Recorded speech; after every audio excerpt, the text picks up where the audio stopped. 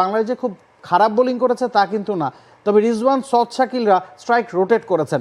বিশেষ করে রিজওয়ান শুরুর দিকে স্ট্রাগল করছিলেন, যখন তিনি সেট হয়ে গেছেন তিনি কিন্তু ডাউন দ্য উইকেটে গিয়ে সাকিবকে চার্জ করেছেন, পেসারদেরকে চার্জ করেছেন, 4-6 আদায় করে নিয়েছেন। তবে যখন তারা স্ট্রাগল করছিলেন তখন তারা যে এই ধরনের স্ট্র্যাটেজি নিয়ে ব্যাটিং করেছেন, বিশেষ করে স্ট্রাইক রোটেশন করেছেন, ওই জায়গাটাতেই আসলে পার্থক্যটা হয়ে যায় বাংলাদেশের সাথে পাকিস্তানের।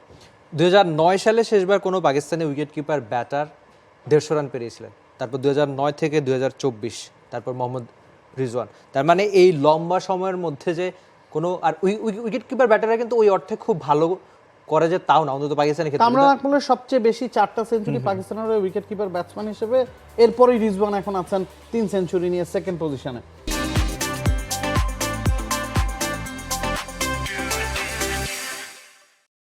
এগারোটা 4, 3টা 6 আর 171 রানে দারুণ একটা ইনিংস। তবে এমন দিনে মোহাম্মদ রিজওয়ানের আক্ষেপ বোধ করি একটাই, যে তিনি ডাবল সেঞ্চুরিটা পেতে পারতেন কিনা, কিংবা ডাবল সেঞ্চুরির আগে কেন তারা থেমে গিয়েছিল বা ডিক্লেয়ার করে দিয়েছিল। তো এটাই আসলে সবচেয়ে বড় না পাওয়া হতে পারে। না পাওয়া তো না, এটা একটা কিন্তু বার্তাও দেয় যে আপনি দল হিসেবে জিততে চান, এটা কিন্তু তারা আগে থেকেই অন্তত জানিয়ে দিল। এবং যেভাবে রিজওয়ান ব্যাটিং করছিলেন, 239 বলে 171 রান রিজওয়ান করেছেন, 11টা 4-এর সাথে 3টা 6-এর মার তার ব্যাটে ছিল।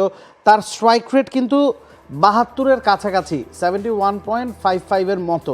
তার মানে রিজওয়ান যদি আর 20টা বল পেতেন বা 30টা বল পেতেও সেক্ষেত্রে হয়তো তার পক্ষে ডাবল সেঞ্চুরি করা সম্ভব ছিল। কিন্তু কেন পাকিস্তান সেই পথে হাঁটেনি? ওই যে শেষ বিকেলের 12টা ওভার পাকিস্তান বাংলাদেশকে করতে চেয়েছিল, সে কারণে কিন্তু রিজওয়ানের এই স্যাক্রিফাইস।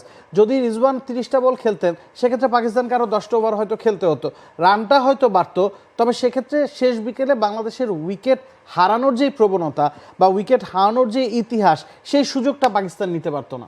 আর সঙ্গে সৌদ শাকিলের ইনিংসটা নিয়ে 141 রানে দারুণ একটা ইনিংস খেলেছেন। ঠিক যেমন দরকার ছিল দলের, মানে তখন দ্রুত 3টা উইকেট হারানোর পর পাকিস্তানের যেমন দরকার ছিল ঠিক তেমন ইনিংসটাই তিনি খেলেছিলেন। তার ব্যাটিং গড় দেখছিলাম 60-এর বেশি, মানে একজন পাকিস্তানি ব্যাটার মাত্র 20টা ইনিংসে 1000 রান পেরেছেন, সেটা আবার পাকিস্তানি ব্যাটার হিসেবে সবচেয়ে দ্রুততম। এমন তার ব্যাটিং রেকর্ড। বাট টেস্ট ক্রিকেটটা তার যেভাবে শুরু হয়েছিল, বলতে হচ্ছে অনেক লম্বা রেসের ঘোড়া হয়তো তিনি হবেন। 261 বলে 141 রান আর ব্যাটে 9টা 4। এবং শেষ বিকেলে শাহিন শাহ আফ্রিদির ইনিংসটাও কিন্তু খুব গুরুত্বপূর্ণ ছিল, কারণ পাকিস্তান ওই যে 12টা ওভার বাংলাদেশকে বোলিং করতে পেরেছে, সেটার পেছনে কিন্তু ওই রিজওয়ানের সাথে শাহিন শাহ আফ্রিদির যে ঝড়ো 50 রানের পার্টনারশিপটা, সেটাও একটা ভাইটাল রোল প্লে করেছে। তো পাকিস্তানের লোয়ার অর্ডার ব্যাটাররাও কিন্তু তাদের কাজটা করতে পেরেছেন। এখন বাংলাদেশ আসলে কেমন করবে সেটা একটা প্রশ্ন। ধৈর্য ধরতে হবে, সেটা সৎ শাকিলরা দেখিয়েছেন, সেটা রিজওয়ানরা দেখিয়েছেন। শিক্ষা নিতে পারে, কিন্তু ধৈর্য ধরতে পারলে এই উইকেটে রান করাও সম্ভব, এই উইকেটে দ্রুত রান করা সম্ভব, সেটাও কিন্তু পাকিস্তানি ব্যাটারদের কাছ থেকে বাংলাদেশের শেখার আছে। For more updates, subscribe to our YouTube channel and click on the bell icon. Follow us on Facebook and Instagram. Download T-Sports app to enjoy exciting games and highlights. Visit tsports.com.